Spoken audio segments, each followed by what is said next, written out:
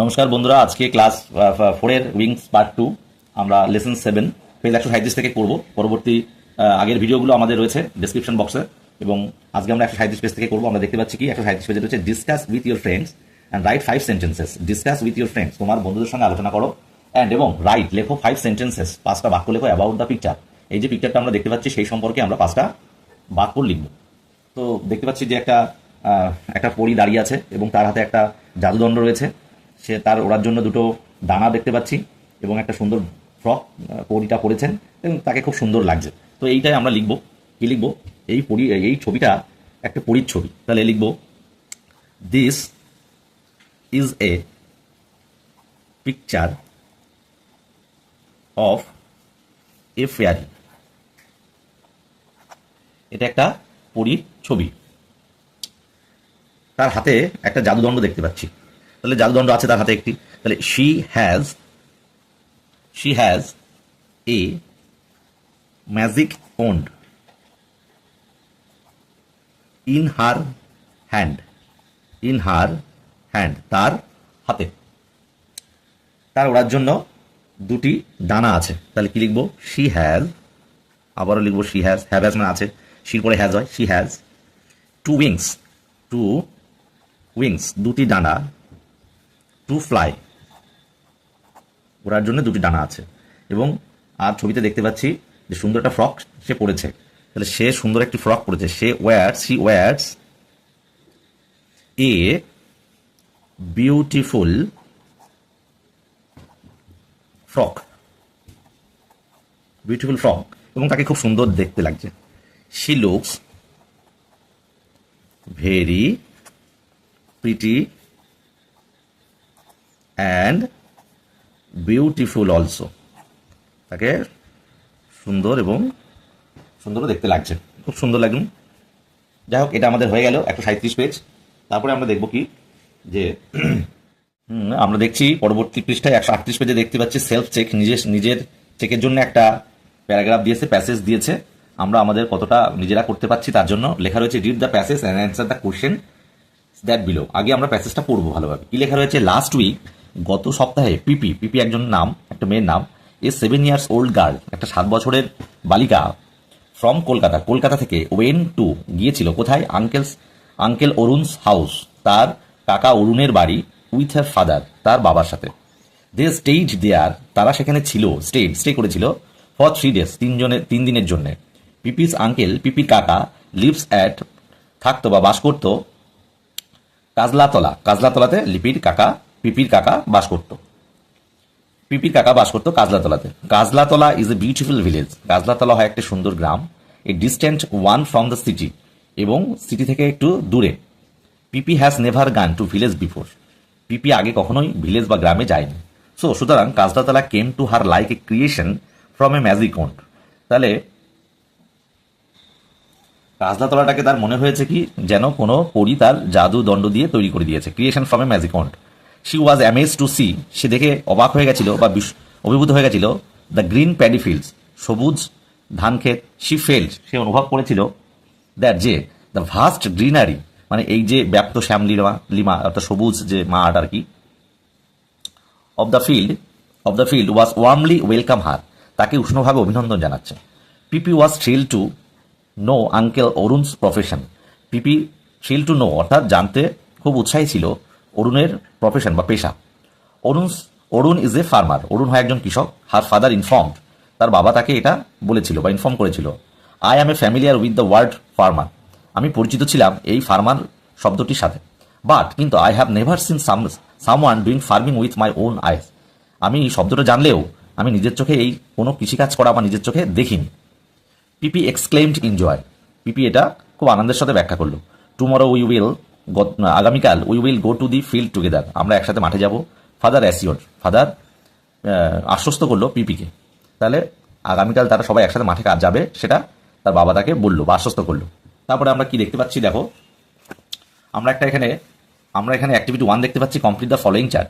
পিপির বয়স বলেছে, duration of the visit অর্থাৎ তাদের সময়কাল বলেছে যখন গেছে, নেম অফ দ্য ভিলেজ গ্রামের নাম বলেছে, অরুণ আঙ্কেলস প্রফেশন অরুণ কাকার পেশা সেটাও আমরা লিখবো। তাহলে আমরা কি করব?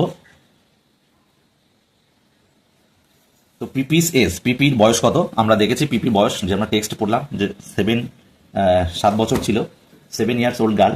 তাহলে এখানে লিখবো 7 ইয়ার্স, হয়ে গেল। তারপরে বলছে duration of the visit, duration of the visit কতদিন ছিল তাদের ভ্রমণের কাল, 3 ডেজ, 3 ডেজ। তারপরে নেম অফ দ্য ভিলেজ, যে গ্রামটা গেল নাম হচ্ছে কাজলাতলা, কাজলাতলা। অরুণস আঙ্কেল প্রফেশন, তাহলে অরুণের কাকার যে পেশা সেটা হচ্ছে ফার্মার, কৃষক ছিলেন, ফার্মার, কৃষক। তো আমাদের অ্যাক্টিভিটি 1-এর এটা হয়ে গেল। তারপরে আমরা দেখতে পাচ্ছি কি বি দাগ রয়েছে, বি দাগে রয়েছে write T for true, write T for true অর্থাৎ ট্রুর জন্য টি দিতে হবে statements, and F for false statement, false স্টেটমেন্টসের জন্য দিতে হবে ফলস মানে মিথ্যে বিবৃতির জন্য এফ দিতে হবে ইন দ্য বক্সেস গিভেন, যে বক্স রয়েছে তাতে। তো আমরা বি দাগে বিয়ের এ বলছে পিপি ইজ 9 ইয়ার্স ওল্ড, তাহলে পিপি কি 9 বছরের বয়স ছিল, 9 বছর বয়স ছিল পিপির?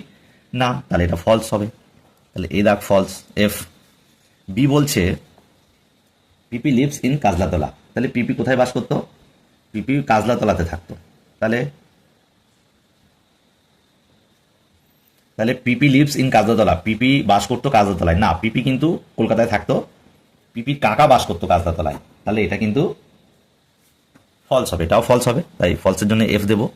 সি দাগে রয়েছে Pipi was very happy to see, Pipi খুবই খুশি হয়েছিল দেখে 2 প্যাডি ফিল্ডস, দুটো ধান ক্ষেত, না দুটো ধান ক্ষেত দেখে সে কিন্তু খুশি হয়নি, সুতরাং এখানে কিন্তু 2 প্যাডি ফিল্ডস নয়, তাহলে পিপি শুধুমাত্র দুটো ধান ক্ষেত দেখেই খুশি হয়নি, প্রচুর বড় জায়গা ছিল, বিশাল বিস্তৃত এরিয়া জুড়ে ধান ক্ষেত ছিল, সেটা দেখে ও কিন্তু খুশি হয়েছে, কিন্তু এটাও আমরা দেখতে পাচ্ছি ফলস হচ্ছে।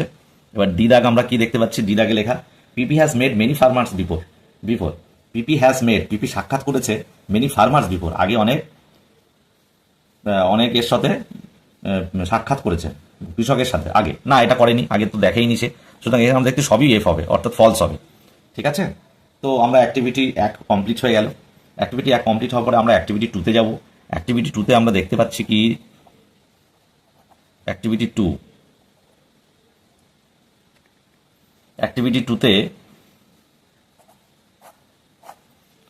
2তে বলছে অ্যান্সার দ্য ফলোইং কোশ্চেন্স। এই দেখ বলেছে হু ইজ পিপি, পিপি কে, তাহলে আমরা লিখবো পিপি কে, তাহলে লিখবো Pipi is a 7 years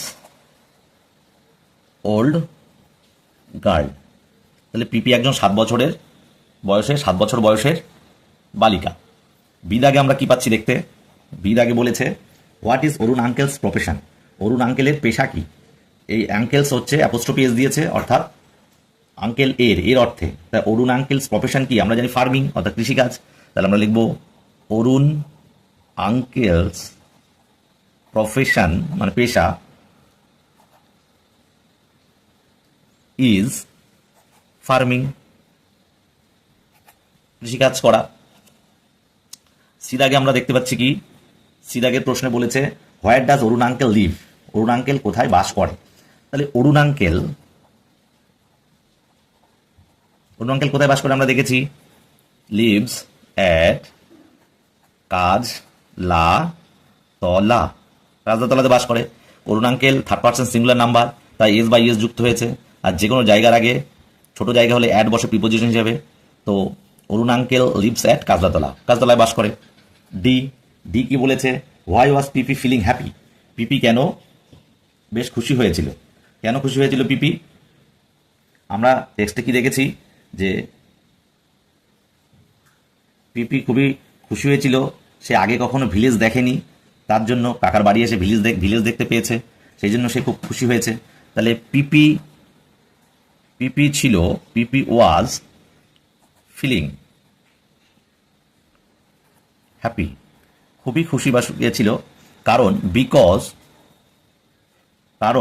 she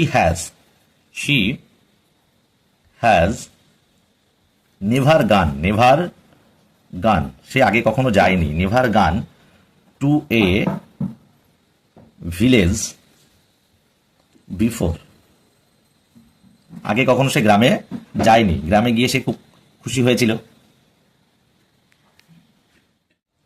আমরা অ্যাক্টিভিটি 3-তে এলাম, page number 140। Fill in the blanks with appropriate words from the help box, অর্থাৎ যে শূন্যস্থান পূরণ করতে হবে আমাদের, হেল্প বক্স থেকে যে সমস্ত শব্দ দিয়েছে সেই সমস্ত শব্দ দিয়ে এই শূন্যস্থানগুলো পূরণ করতে হবে। তো এ দাগে রয়েছে কি, এর আগে রুচি ছিল dash to see her parents, তার মা বাবাকে দেখে আফটার এ লং টাইম, অর্থাৎ দীর্ঘ সময়ের পর রুচি ছিল কি, এখানে কি দেখতে পাচ্ছি, হেল্প বক্সের ডিলাইটেড, অর্থাৎ আনন্দিত ছিল, খুব খুশি বা আনন্দিত ছিল, ডিলাইটেড। তাহলে এখানে ডিলাইটেড দেবো, DELIGHTED, delighted. B that she has gone up through the, সে উপরে উঠে এলো থ্র দ্য স্টেয়ার্স, অর্থাৎ সিঁড়ির মাধ্যমে, স্টেয়ার্স STAIRS, স্টেয়ার্স সিঁড়ির মাধ্যমে। সি বলছে the dash stars make the night sky more beautiful, অর্থাৎ রাতের আকাশকে আরো সুন্দর করে তোলে কোন তারা, গ্লিটারিং স্কাই, গ্লিটারিং আছে এখানে দেখতে পাচ্ছি হেল্প বক্সে, গ্লিটারিং অর্থাৎ যেগুলো হচ্ছে মিটিমিটি করে আলো দেয়, ঝিকঝিক ঝিকিমিকি করে, গ্লিটারিং, GLITTERING,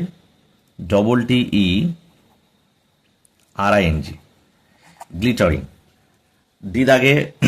ডি দাগে the lake is dash by many trees, এখানে হেল্প বক্সে সারাউন্ডেড দেখতে পাচ্ছি, অর্থাৎ আবৃত বা ঘেরা ছিল, the lake is surrounded, SURROUNDED, surrounded. ইদাগে before living, ছেড়ে যাওয়ার আগে বা চলে যাওয়ার আগে, the man dash good bye, ইদাগে the before living the man, last দেখতে পাচ্ছি ওয়েভড আছে, অর্থাৎ তার হাতটা নাড়াচ্ছিল, ওয়েভড। তাহলে অ্যাক্টিভিটি 3 হয়ে গেল। অ্যাক্টিভিটি 4-এ আমরা একটা জিনিস, 4 করার আগে একটা জিনিস আমাদের শিখতে হবে ভালো করে।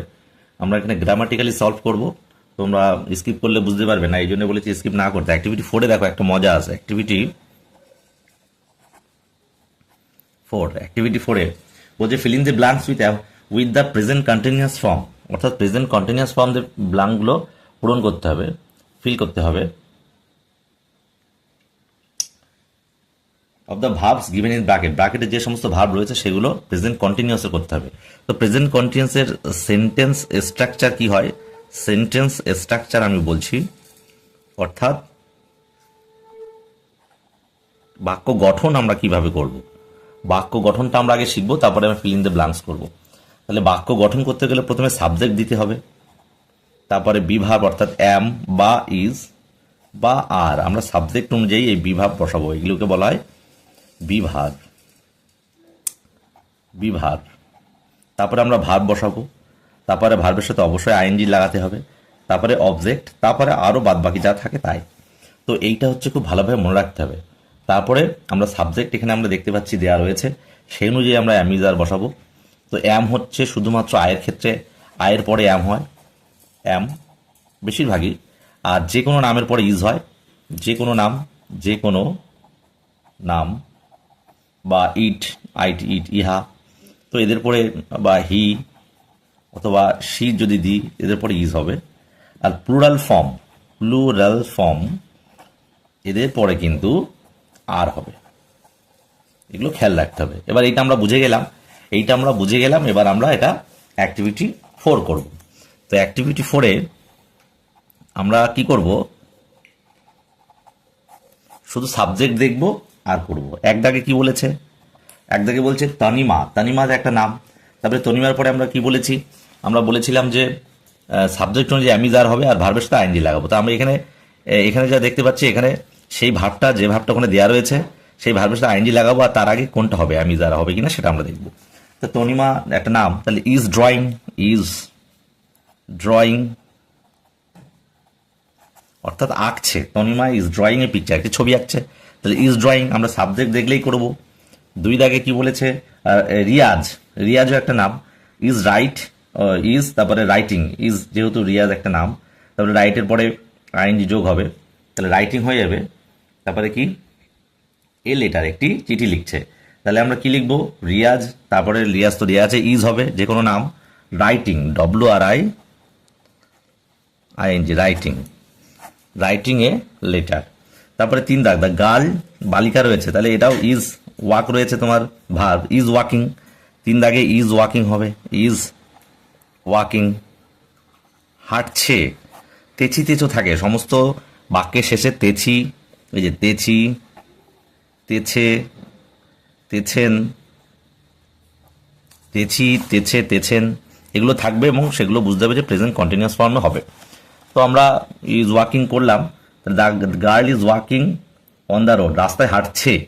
4 দাগ কি বলেছে? 4 দাগ বলেছে দ্য বয়, বালকটি ইজ, ইজ হবে ইজ, তবে ইট রয়েছে দেখতে পাচ্ছি, তাহলে ইজ ইটিং হবে, ইজ ইটিং, ইজ ইটিং, তাহলে খাচ্ছে বা খাইতেছে, রাইস মানে ভাত খাচ্ছে বালকটি।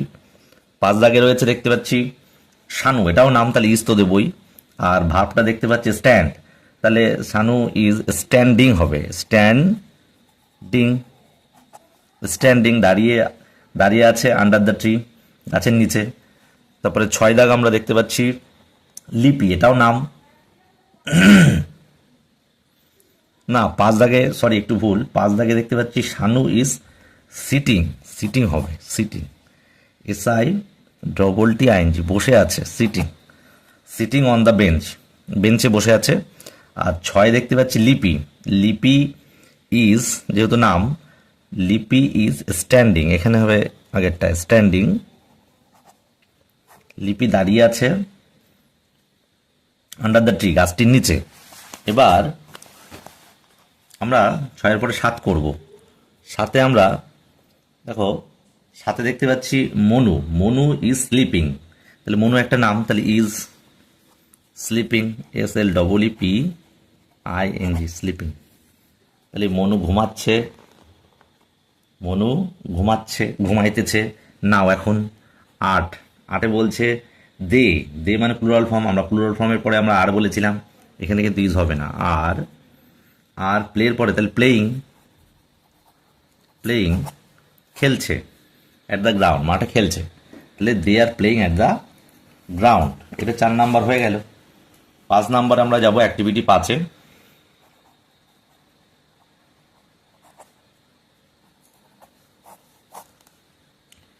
অ্যাক্টিভিটি 5-এ রয়েছে একটা গিভ অ্যান্টোনিমস, বলছে give antonyms of the following words, নিচে শব্দগুলোকে অ্যান্টোনিমস করতে হবে, অর্থাৎ অ্যান্টোনিম মানে বিপরীত শব্দ, make sentence with the antonyms, এবং সেই অ্যান্টোনিমসগুলো দিয়ে তোমাকে বাক্য রচনা করতে হবে।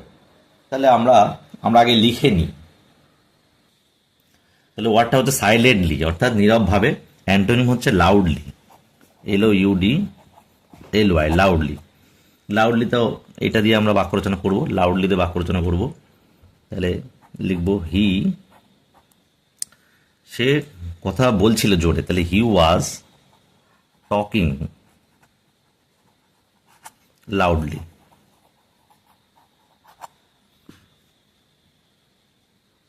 তাহলে সে জোরে কথা বলছিল। তারপর আমরা পরের শব্দটা দেখতে পাচ্ছি কি, ডিলাইটেড, কি রয়েছে, ডিলাইটেড আছে, আনন্দিত হয়েছিল। এর অ্যান্টোনিমস হচ্ছে অনেক কিছু অ্যান্টোনিমস হয়, যে ইচ্ছা কিছু দেওয়া যায়। পাজেলড, হতভম্ব হয়ে যাওয়া বা হতবুদ্ধি হয়ে যাওয়া, পাজেলড দিয়ে দিলাম। তাহলে কি বলি, Ram was puzzled,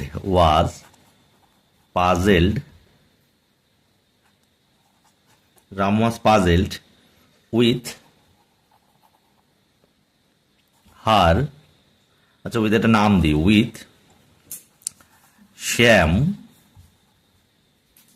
Shyam's behaviour,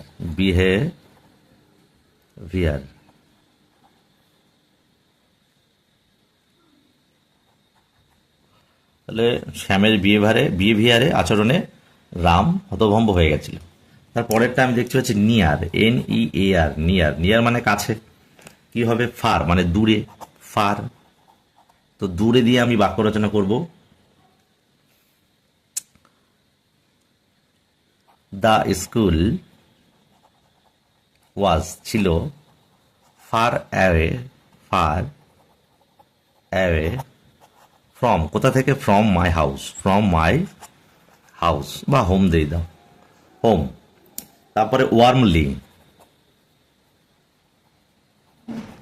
warmly অর্থাৎ উষ্ণভাবে, তাহলে হবে কোল্ডলি, কোল্ডলি দিয়ে দাও, ঠান্ডাভাবে। তাহলে হি ফেসড, সে সম্মুখীন হয়েছিল, দ্য প্রবলেম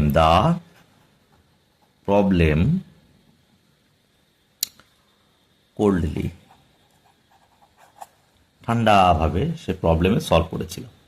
তারপরে বলছে লাস্টে প্রিটি, PRETTY, প্রিটি মানে সুন্দর, তাহলে আগলি, UGLY, আগলিতে প্রচুর বাক্য রয়েছে। তাহলে শি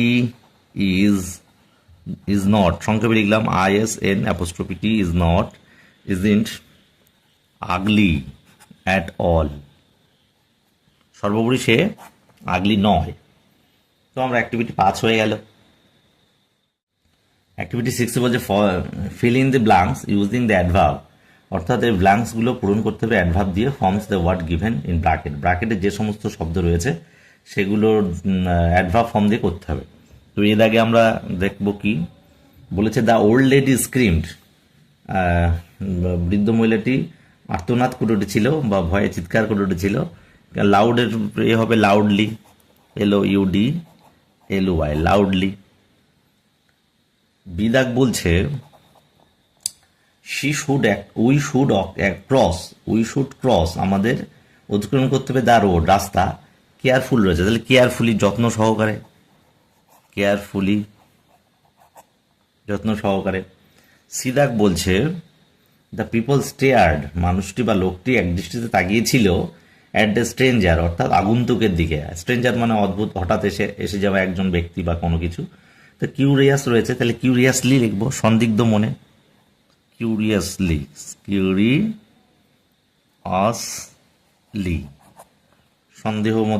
সন্দেহের দৃষ্টিতে তাকিয়েছিল। ডি, দ্য অ্যাক্ট্রেস স্মাইল্ড, অর্থাৎ নায়িকা হেসেছিল, বিউটিফুল রয়েছে, তাহলে বিউটিফুলি হবে, সুন্দরভাবে, BEAUTIFULLY,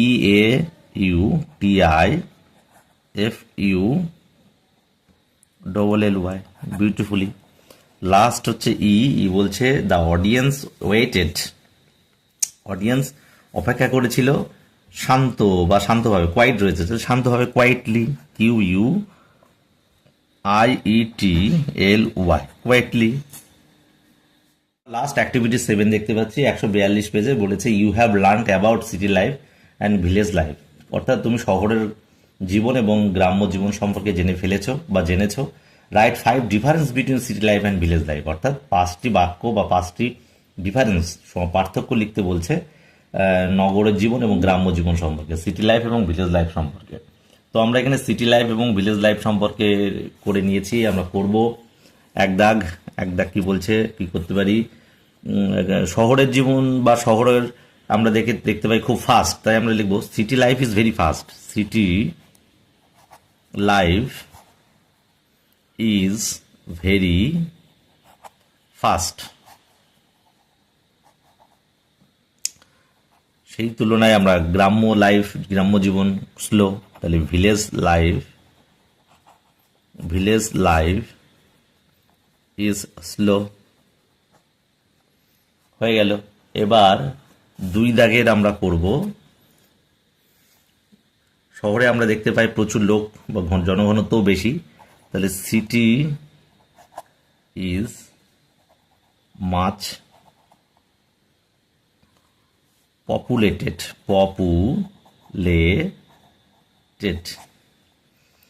সেই তুলনায় ভিলেজ লাইফে দেখব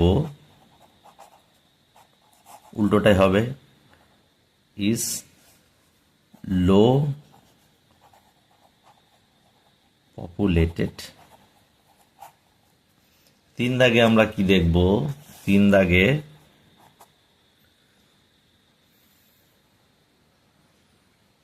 দাগে দেখব দূষণ বেশি কিন্তু আমরা শহরে দেখতে পাই, তাহলে এটাও করতে পারি, city is much polluted.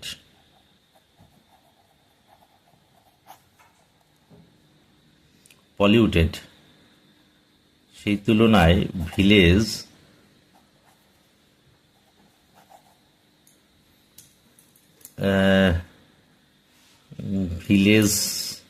villages are গ্রামে less polluted.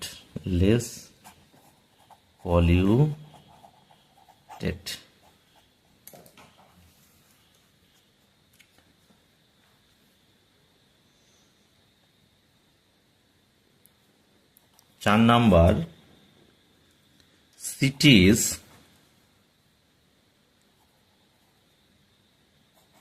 have tall buildings. বড় বড় বাড়ি টাড়ি দেখতে পাওয়া যায়, কিন্তু গ্রামে কিন্তু এগুলো পাওয়া যায় না।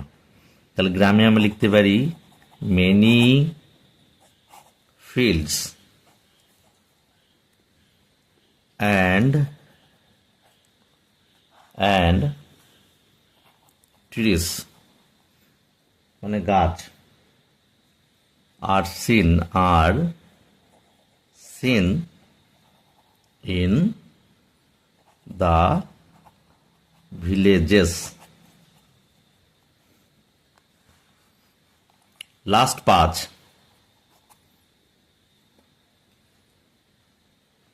আমরা পাস করব। the main livelihood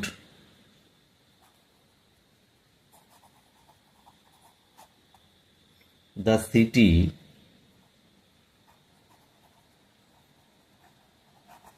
people is working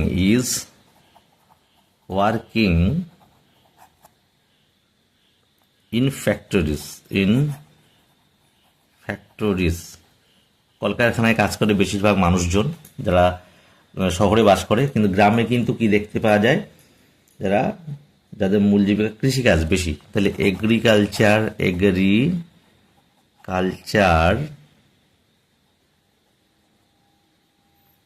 is the main livelihood, জীবিকা।